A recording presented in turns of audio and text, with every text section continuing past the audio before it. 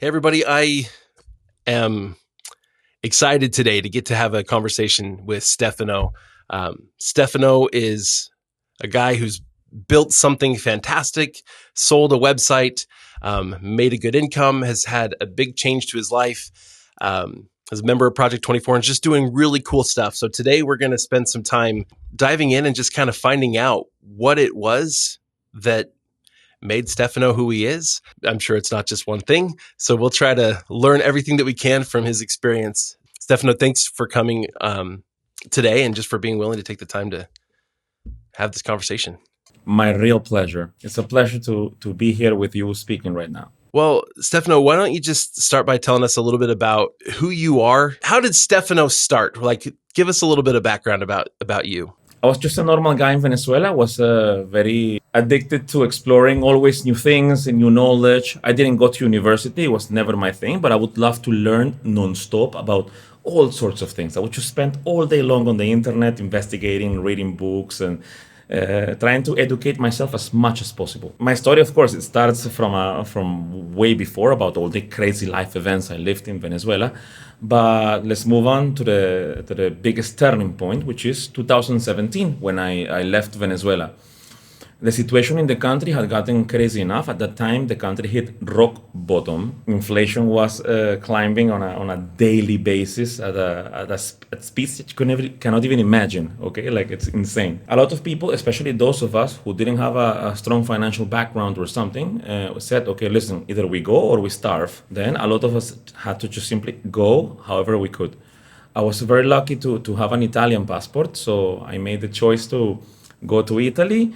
There was a cousin who agreed to host me in Italy, said I could arrive and stay at least 3 months with them until I figured out how to move myself, how to find a job, etc., etc., etc. The thing is that life was very crazy. So after 8 days in Italy, I got thrown out in the street randomly on a Thursday evening. It's like, listen, go, puff, out.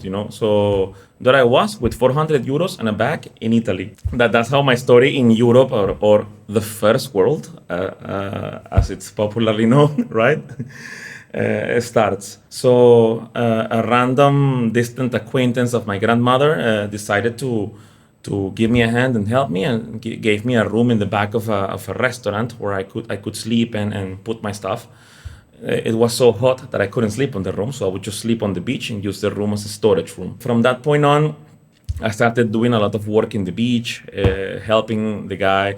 Running a beach restaurant is a very complex and interesting business. After some time, I managed to make a little bit of money selling photos to tourists and saving up however I could, but the tourists were always the same, so I couldn't make more money, right? So luckily, it was a very strange situation, but I found a friend who was living in Barcelona that I have like 15 years I didn't see, and we got in touch via Instagram. I don't know why. I opened the phone and this friend showed up in the suggestions. So I just followed, and he followed back instantly, and I sent the message like, hey bro, listen, I'm homeless in Italy. Can you help me? Yes or no? Why was I so desperate? Because the winter was gonna come right now, and I didn't have any money coming my way. What am I gonna do, right? Like, what's coming next? And I got nobody to help me. I need to help home, not the other way around. Miraculously, this guy came through and said like, bro, listen, come to Spain. We'll figure it out. Don't worry. 1 week, I got you. So I figured out a way. I got a little bit more money, etc., and boom, I flew to Spain. In Spain, the guy offered me to stay with his brother. So I ended up in like a very strange ghetto neighborhood in Barcelona. That was very weird. So it took me a lot of time to make the right document to be able to get a job. Like, I'm hearing already like this, just the theme here is like doing what it takes. And I think that's probably something that really served you well later on. Exactly. Like, one of my mottos is like, when failure is not an option, the only way is to succeed. Okay. Like, what am I going to do? Can I fail? Will I just fail and not eat? Like, I need to eat, right? So I just need to keep moving forward, At that point then, I was playing poker in the Casino Barcelona every night, grinding, making small profits in a very controlled way. One night it didn't go so well, but then that's a different story. But I managed to get by doing that until I got my first job in the financial services industry. I had a lot of experience before out of my own desire to learn about finance, right? I loved it. So I managed to impress the person who was hiring me and get the job and close it on the spot. It was a very good interview. I would say it's one of the highlights of my life. I started working in finance, and from that point on, there was a lot of events in my life about learning, etc., how the industry works, and etc. So that's when I started. Okay, I should make a website, right? I still haven't gotten to the point where I met you guys and and heard about all the content and all the great stuff that you were doing. At that point, I was just barely with the idea I should make a website, okay, and I should make some educational resource or something. So that's when it started. I started slowly planning what I was gonna put out, etc.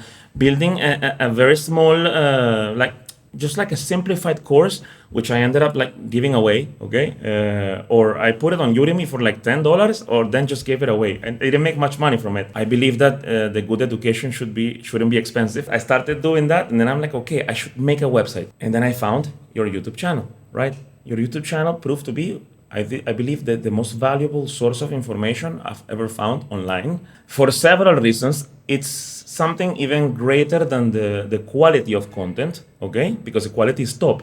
But there is something even higher than that, which is the kindness and the honesty that you had, right?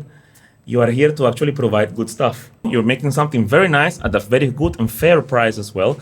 And you're teaching people like high quality information. And also inside P24, you are very structured as well, which is very useful. But wait, my story then takes a different turn. That's because of my own nature, okay? I'm very particular in the way I do things, okay?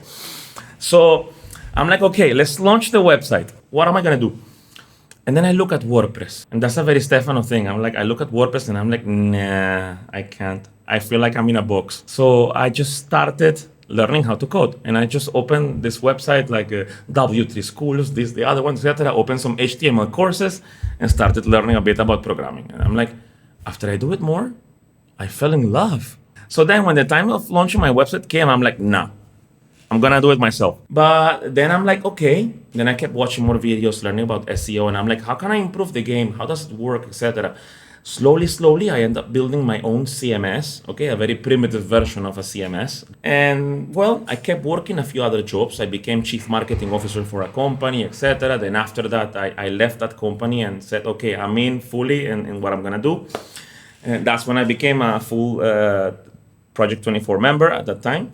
I started learning, watching the videos, etc., and also working through the whole process of designing, building, learning the SEO, the strategies, etc., and slowly perfected the whole process of building and launching a site.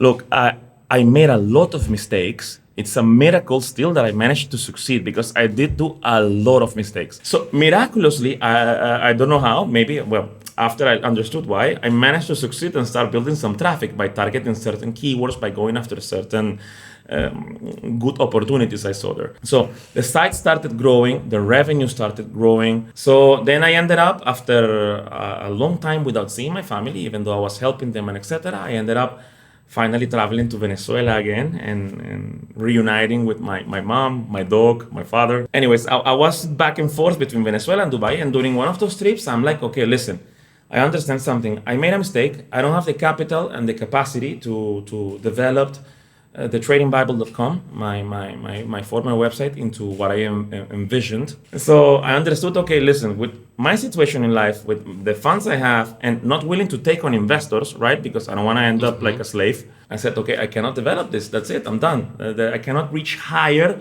than what I want. I can continue making money, but I cannot take it to what I truly wanted it to be. So I said, okay, look, it's time to sell and get some stability in my life. Well, I ended up listing the company for sale after a short time, let's say 4 months, because of the very particular nature of my business. The moment of the sale was very interesting. I was in Margarita Island in Venezuela. I remember I was there on the beach, right? Just enjoying swimming, etc. And I was with a girl at the time. We were sitting together looking at the sea. And there was barely any signal, but I get the message. Boom, this amount of money has been, etc. The deal is closed, blah, blah, blah, blah, blah, blah, blah. And I'm like, huh. I just put the phone down, and I'm like, it's time to make dinner. I grab the rod, and I go down again to fish, How long did it take from the time you started the Trading Bible till till you sold it? How much time passed? My particular case was longer than it should have been.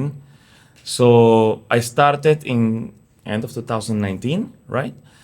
And I sold it last year, at the end of last year. But it was longer than what it should have been. But that's my fault. It was not actually how it could have been done. Yeah. But still, you picked the most competitive topic. You didn't niche down. And still in 4 years, you built up a business that you could sell for a good sum of money and made money from it along the way. Like, that's a success. Like, that's an amazing thing to do. And anyway, I just want to highlight that. That's really, really fantastic. Thank you. Yeah, it is. It is. You sold the website. It gave you some financial stability. So then, I guess what's next? What came next for you? Because I learned how to code, right? And I got very deep into coding. So I started building something called Mozart CMS. It's still not available to the public for a very funny reason. So that's what I'm doing now. I'm building 3 things. Mozart, I'm keeping improving it because it's designed to operate with an owner, an editor, and several writers using the same system.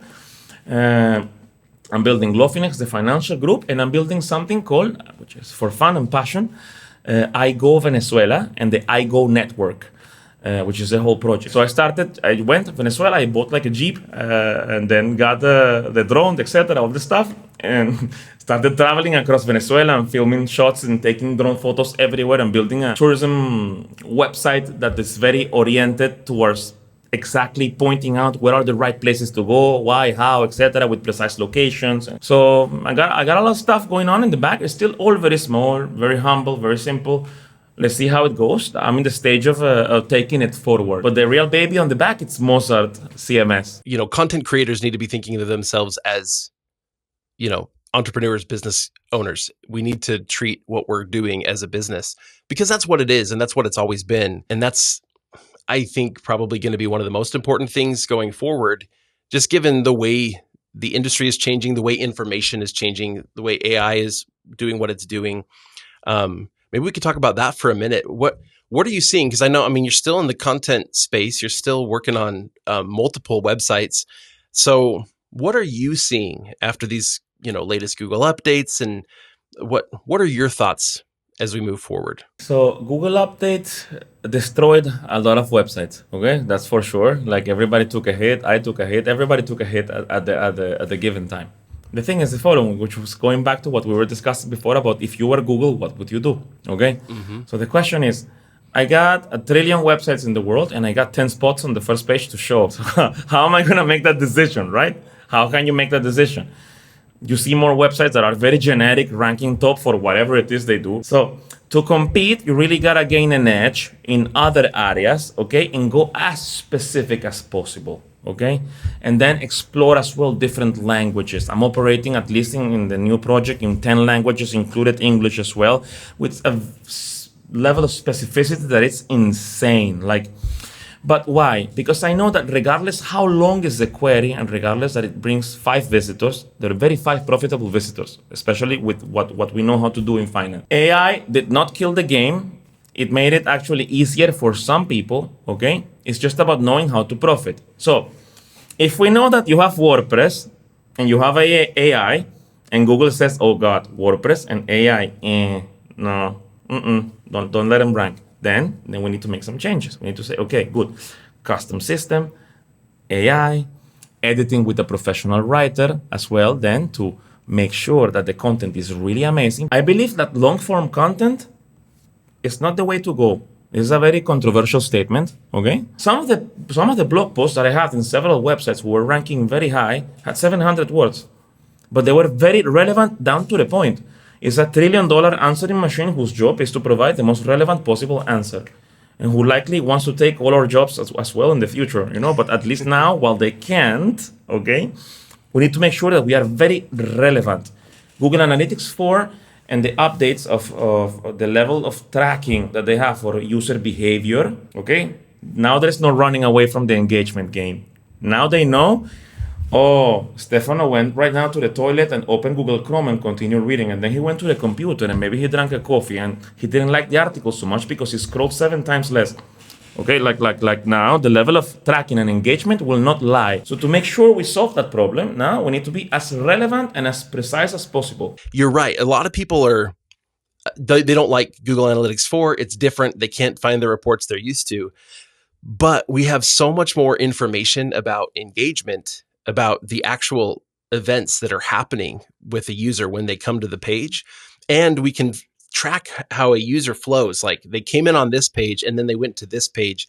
And the thing is that we have access to that data now, but you brought this up. So does Google. It used to just be the code loads when the page loads.